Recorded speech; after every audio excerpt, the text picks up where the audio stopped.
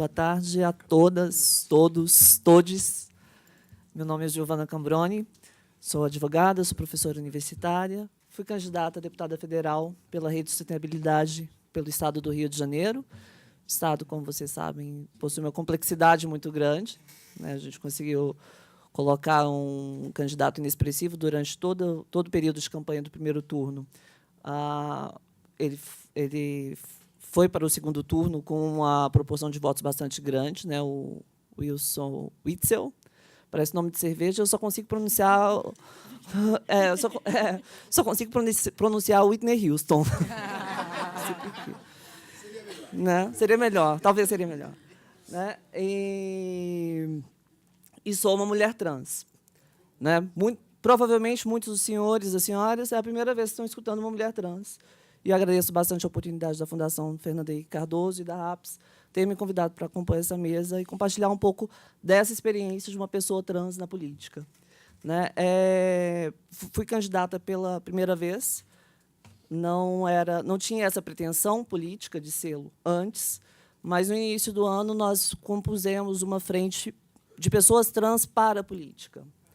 Né? E, no primeiro momento, a gente pensou em tensionar, várias pessoas trans seriam candidatas pelo Estado do Rio de Janeiro, e nós pensamos em tensionar, de repente, uma candidatura ao Senado, tendo meu nome e o do Bolsonarinho, pensando numa possível polarização. E, mesmo que nós não fôssemos eleitas, né, ou que eu não fosse eleita, pelo menos a gente poderia levar essa pauta, levar essa discussão, criando uma maior visibilidade. Né? Foi uma pretensão de primeiro momento. Depois, essa frente foi caminhando, eu cheguei a desistir de ser candidata. Junho, maio, desisti da candidatura, até porque o partido ao qual estou afiliada, à Rede de Sustentabilidade, já tinha desenhado outra perspectiva de candidatura ao Senado com o deputado Miro. E nós resolvemos, estrategicamente, priorizar uma única candidatura de uma pessoa trans para a Câmara dos Deputados, né, que seria de Indianara Siqueira. Mas a candidatura dela foi indeferida pelo PSOL, no período de convenção. E aí a gente pensou, nós conversamos bastante sobre essa situação, teríamos, então, nessa frente de pessoas trans na política, 4 candidaturas à Assembleia Legislativa do Estado, mas não teria nenhuma candidatura de pessoa trans para a Câmara dos Deputados Federal. E aí nós nos colocamos à disposição tanto para a Frente Trans, tanto para o partido, ou nós colocamos o nosso nome à disposição para concorrer nessa eleição. Mas foi tudo de última hora. Então, a gente não teve prazo de fazer uma pré-campanha, a gente não tinha nada elaborado. Foi uma coisa muito de trocar o pneu com o carro andando. Né? E nós resolvemos, durante a campanha, fazer algo diferente, buscar algo diferente, já que era uma candidatura de fato diferente. Né? E a gente apostou numa política de afetos. Né? Construir uma campanha apresentando a dor e a delícia de ser o que é. Apesar de ser a dor e a delícia de ser o que é, sem ser uma candidatura meramente identitária. Porque as pessoas trans elas não se resumem somente a essa condição da sua identidade de gênero. Então, discutir outras coisas, até porque a maioria das pessoas não imaginam que pessoas trans possam discutir assuntos como segurança pública, como educação, como saúde, como ciência política. Como eu falei no início, a maioria das pessoas aqui, provavelmente, é a primeira vez que estão escutando uma pessoa trans falar sobre política ou sobre a sua candidatura. E nós resolvemos, então, apostamos nisso, já que percebíamos que o nosso corpo, o corpo de uma pessoa trans, não é um corpo dado para viver em sociedade. É um corpo que tende a ser marginalizado com grande frequência. É um corpo que é excluído da escola, da educação, porque o modelo pedagógico não acolhe. É o corpo que não é pensado para o desenvolvimento de políticas públicas. É um corpo que não é pensado, apesar de ser um corpo político, porque a pessoa trans faz política desde a hora que acorda, mas é uma política de sobrevivência, subsistência, que ir na padaria pela manhã se torna um grande evento, colocar esse corpo à disposição da política e tentar modificar, tentar afetar a sociedade por uma mudança de reconhecimento desse ser como um ser político também. E nós tivemos, né, como eu falei inicialmente, não foi uma campanha pensada, planejada, e nós buscamos recursos para construir essa campanha de forma alternativa.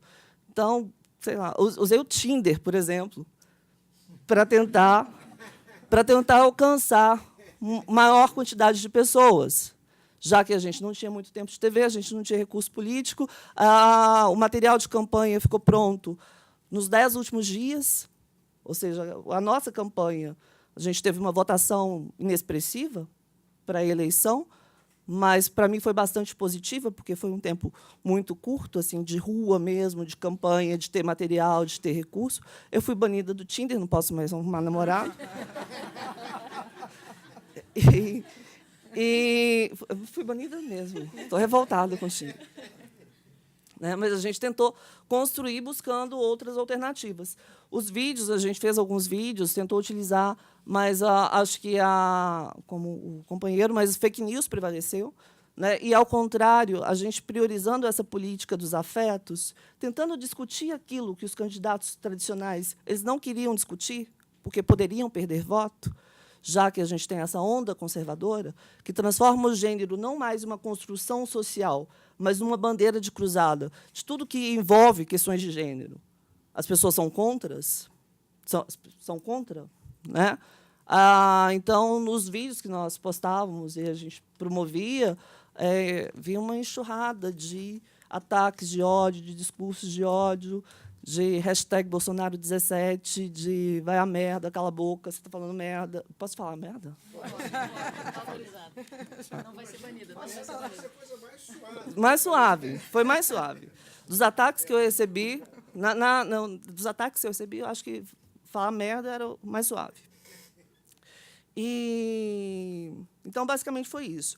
Né? Esse movimento que as pessoas trans estão fazendo para a inserção na sociedade de uma forma geral, e nunca se falou tanto de transexualidade, de travestis, de identidade de gênero, como se fala isso hoje, né, na mídia, em torno de políticas públicas, vem da conscientização dessas pessoas de serem sujeitos de direito, para além de serem sujeitos de direito, de serem corpos políticos também. Porque são os nossos corpos que nos colocam em um não lugar. São os nossos corpos que nos colocam à margem e em situações de exclusão. Estima-se hoje que 90% das pessoas trans no Brasil viva da prostituição somente. Não que a prostituição em si seja um problema. Não é, desde que seja voluntária, que parta da autonomia dos sujeitos. Acho que, inclusive, a gente precisa discutir a prostituição sem o véu da moralidade. Mas as pessoas trans que estão na prostituição, elas estão de forma compulsória. É uma sociedade que leva as pessoas para esse meio, expondo a todo tipo de violência. Estima-se que a expectativa de vida de uma pessoa trans são de 35 anos, enquanto que do brasileiro médio, segundo o IBGE, são 72. A diferença é muito grande. E é justamente por essa sociedade heterocisnormativa que exclui essas pessoas. E esse movimento de participação das pessoas trans na política, eu até parafraseando um bordão que ficou conhecido na cultura pop da série La Casa de Papel, né, que fala que comece o matriarcado, eu brinquei bastante, que comece o traviarcado, né, que travestis e transexuais assumam esse lugar político. E é um movimento crescente que vem nas eleições de 2012, 2014, 2016, 2018. Sendo que, em 2014, nós tivemos 80 candidaturas para a vereança e 10% disso foi eleito. Tá? Agora, em 2018, nós tivemos 53 candidaturas e 3 pessoas foram eleitas para as assembleias legislativas. A Érica Malunguinho, do PSOL, aqui por São Paulo, a Érica Hilton, em Pernambuco, E A Hilton aqui também em São Paulo. a Hilton é daqui? É. Achei que era Pernambuco. Pela gabinetão. Mandato coletivo. É o mandato coletivo. Isso. Tá. E a Robionce, de Pernambuco. Então, 3 pessoas foram eleitas. Né? No Rio de Janeiro, ninguém foi eleita. E teve a Duda Salemberto, que foi a primeira candidata ao Senado, travesti também, que teve mais de 350 mil votos. Uma votação bastante expressiva, principalmente levando em consideração que o Minas Gerais é um estado bastante conservador. Né? E não se restringe, apesar de ser uma pauta muito cara aos partidos de esquerda, a participação de pessoas trans na política não se restringiu somente aos partidos que se denominam partidos de esquerda. Teve candidaturas também no DEM, no PHS, no MDB. Tá? Então, não ficou restrita somente às questões de esquerda. E aí, para concluir, eu percebo 3 desafios, alguns que já foram colocados pela mesa que antecedeu, que a gente precisa romper ou superá-los. Né? O primeiro é o desafio do sistema político mesmo, que é elaborado para a manutenção de quem está no poder. Né? E que, mesmo com a reforma, descobre-se mecanismos ou elaboram esses mecanismos para a manutenção desses grupos que estão no poder. Né?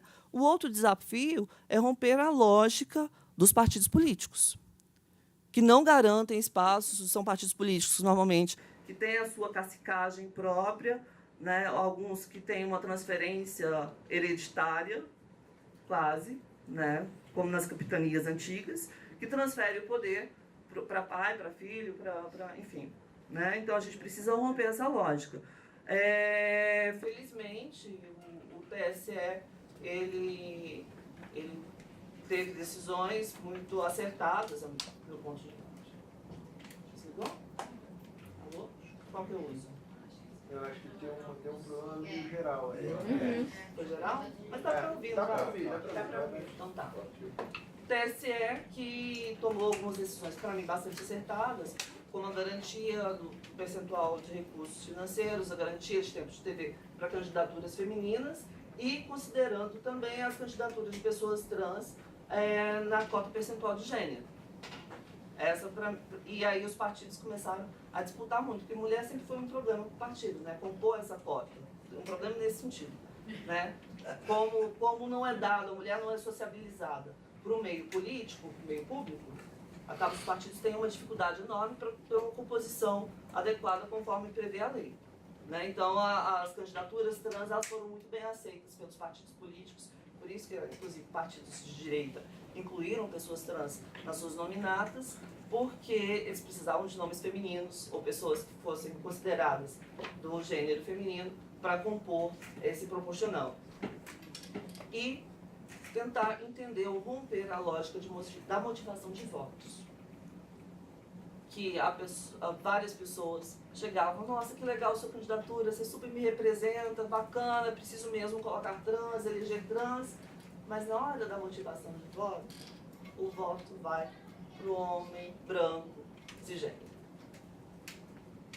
Tá? Isso no Rio de Janeiro, nós temos o deputado que faz um mandato muito bacana, o Jean Willis, por exemplo, mas a gente tinha que tentar construir uma outra narrativa para romper essa lógica de, apesar de ser muito bacana e representativo, ter uma pessoa trans na política, esse espaço político, esse espaço público, não pertence a esse corpo. E se não pertence a esse corpo, eu não voto para você, porque você não me representa. Eu acho bacana, apoio, mas você não me representa.